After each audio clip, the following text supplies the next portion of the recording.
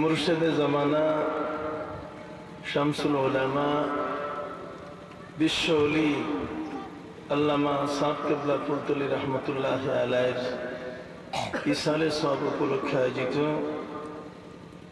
রেঙ্গা আশুগঞ্জ দাখিল মাদ্রাসার আজকের এই বার্ষিক ওয়াজ মাহফিলের সম্মানিত সভাপতি, মঞ্চে উপবিষ্ট হযরত উলামায়ে কেরাম, ফজল আযম, এলাকার বিশিষ্ট ব্যক্তিবর্গ, আজকের এই মুহূর্তে উপস্থিত আমার প্রাণ প্রিয় শ্রদ্ধাভাজন ভাইয়েরা, পর্দার আড়ালে আমার বোনেরা, আসসালামু আলাইকুম ওয়া রাহমাতুল্লাহি ওয়া বারাকাতুহু। আল্লাহর দরবারে সর্বপ্রথম শুকর আদায় করছি সিকান্দারপুর রেঙ্গা আশুগঞ্জ দাখিল মাদ্রাসার এই বার্ষিক মাহফিলে আসতে পেরে, বিশেষ করে আল্লামা সাদ কিবলা ফুলতলি রহমতুল্লাহ আলাইহি তার ইসালে সওয়াবের মাহফিলে আসতে পেরে আমরা নিজেদেরকে ভাগ্যবান মনে করছি। সকলেই বলুন আলহামদুলিল্লাহ। সম্মানিত সুধী, আল্লামা সাদ কিবলা ফুলতলি রহমতুল্লাহ আলাইহি ছিলেন আশিকে রাসূল, আশিকে মদিনা। নবীর প্রতি ছিল তার গভীর শ্রদ্ধা এবং ভালোবাসা। জীবনের পুরোটি তিনি গড়েছেন রসুলকে দিয়ে, জীবনটাকে তিনি সাজিয়েছেন রসুলের রঙে। বান্দাকে আল্লাহর রঙে সুসজ্জিত হতে বলা হয়েছে। সিবগাতুল্লাহ ওয়া মান আহসানু মিনাল্লাহি সিবগা। আল্লাহর রঙে আমাদেরকে রঙিন হতে বলা হয়েছে। জগতের মধ্যে আল্লাহর রঙে বান্দা রঙিন হবে কিভাবে? আল্লাহকে তো আমরা দেখি না। আল্লাহ কেমন, তার অবয়ব কেমন, তার দেহ আমার দেহের মতো কিনা, তার অঙ্গ পতঙ্গ আমার অঙ্গ পতঙ্গের মতো কিনা, হুবহু, সে বিষয়টি বলা বড় মুশকিল। আল্লাহর সবকিছু আছে কামা ইয়ামবাগি লাহ, যেমনটা আল্লাহর জন্য শোভনীয়, আল্লাহর জন্য যেটা শোভা পায়। তবে জগতের মধ্যে যতগুলো ইবাদত আছে, যতগুলো বন্দেগী আছে, কোন ইবাদত, কোন বন্দেগী, কোন আনুগত্য, কোন দাসত্ব আমার রসুলকে বাদ দিয়ে হয় না। এই জন্যই পবিত্র কোরআন মাজিদে আল্লাহ পাক রব্বুল আলামিন আমাদেরকে একটি বিষয় খোলাসা করে বুঝিয়ে দিয়েছেন। একটা বিষয়ের উপরে পরিষ্কার ধারণা আমাদেরকে দেওয়া হয়েছে, আর সেটি হলো আল্লাহকে যদি কেউ ভালোবাসতে চায় তাহলে রসুলের ইত্তেবা করতে হবে। কুল ইন কুনতুম তুহিব্বুনাল্লাহা ফাত্তাবিউনি ইউহিব্বুকুমুল্লাহ ওয়া ইয়াগফির লাকুম যুনুবাকুম ওয়াল্লাহু গফুরুর রহিম।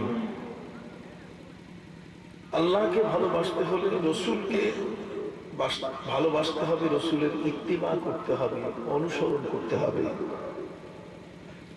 আমরা আল্লাহকে দেখি না, রসুলকে সাহাবায়ে কেরাম দেখেছেন।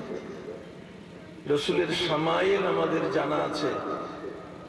রসুল কেমন ছিলেন, রসুল কতটুকু উচ্চতা ছিল তার দেহ মোবারকের, তার চিবুক কেমন ছিল, চক্ষু মোবারক দ্বয় কেমন ছিল, নাকটা লম্বা ছিল না কেমন ছিল, তার গাল মোবারকের দাড়ি ছিল কিনা, এই সবগুলোর অবয়ব সম্পর্কে আমাদের কাছে তার শামায়েল, তার এই বিষয়গুলোর বিস্তারিত বিবরণ আছে। রসুলকে ভালোবাসা ছাড়া, রসুলকে আনুগত্য করা ছাড়া, তার অনুসরণ করা ছাড়া আল্লাহকে ভালোবাসা যাবে না। এই জন্য জীবনের যতগুলো ইবাদত, যতগুলো বন্দেগী, সবগুলোতে আমার রসুল আছেন। নামাজ আমার রসুল ছাড়া হবে না, রুকু আমার রসুল ছাড়া হবে না, তাসবিহ, তাহলিল, তেলাওয়াত, জিকির, আজকার আমার রসুল ছাড়া হবে না। আমার রসুলের ইত্তেবা করতে হবে, অনুসরণ করতে হবে। এই জন্য আল্লাহর নবী বলে দিয়েছেন, সল্লু কামা রাআইতুমুনি উসাল্লি, আমি যেভাবে নামাজ পড়েছি, নামাজ পড়ে থাকি, তোমরা ঠিক সেভাবে নামাজ পড়ো। রাসূল রুকু করেছেন একটা, আমাদের রুকু কয়টা? একটা। সাজদা করেছেন দুটা, কাজে আমাদের সাজদা কয়টি? দুইটি। নামাজ তিনি আমাদেরকে শিখিয়ে দিয়েছেন, নামাজের শিক্ষা আমরা তাদের কাছে পেয়েছি। নামাজ কয় রাকাত হবে, মাগরিবের নামাজ কয় রাকাত হবে, ফজরের নামাজ কয় রাকাত হবে, যোহরের নামাজ কয় রাকাত হবে, আমরা আমাদের রাসূলের কাছে শিক্ষা পেয়েছি। আমরা কেউ জানি না মাগরিবের নামাজ 3 রাকাত হবে, আমাদের কারো জানা নাই ফজরের নামাজ 2 রাকাত হবে, আমাদের কারো জানা নাই যোহরের নামাজ, আসরের নামাজ, এশার ফরজ নামাজগুলো 4 রাকাত করে হবে। জানা আছে কি? তাহলে এটা জানিয়ে দিয়েছেন কে? আমার রাসূল সাল্লাল্লাহু আলাইহি ওয়াসাল্লাম, প্র্যাকটিক্যাল, নিজে আমল করে।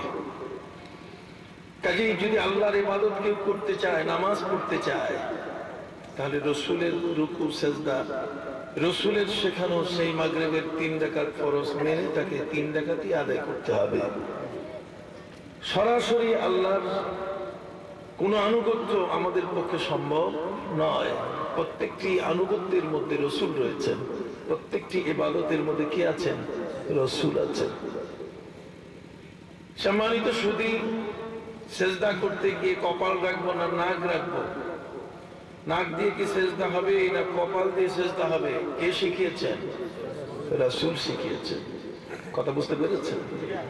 অতএব দোলনা থেকে কবর পর্যন্ত আমার জীবনের প্রতিটি কর্মকাণ্ডে আমার রাসূল আমার জীবন জুড়ে আছেন।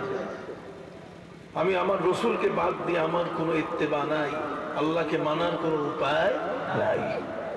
এই জন্য যেহেতু আমার জীবনের প্রতিটি ক্ষেত্রে কিভাবে আমি খাবো তাও আমার রাসূল আমাকে শিখাই দিয়েছেন। আমি 5 আঙ্গুল দিয়ে খাবো না 3 আঙ্গুল দিয়ে খাবো? কয়েকজনে মিলে এক দস্তরখানে বসে খেলে সেখানে আমি অন্যের সামনের তরকারিটা টেনে খাবো, না আমার দিয়ে শুরু করব, আমার দিক থেকে শুরু করব? সব শিখিয়ে দিয়েছেন তিনি। তিনি শিখিয়ে দিয়েছেন যাকাত কাকে বলে, যাকাত কতটুকু অর্থ হলে যাকাত দিতে হবে, কোরআন শরীফে কোথাও নাই। নামাজ যেমন কয় রাকাত হবে, এটা কোরআন মজিদের মধ্যে কোথাও নাই। যাকাত কত অর্থ থাকলে হবে, তাও কোরআন মজিদে কোথাও নাই।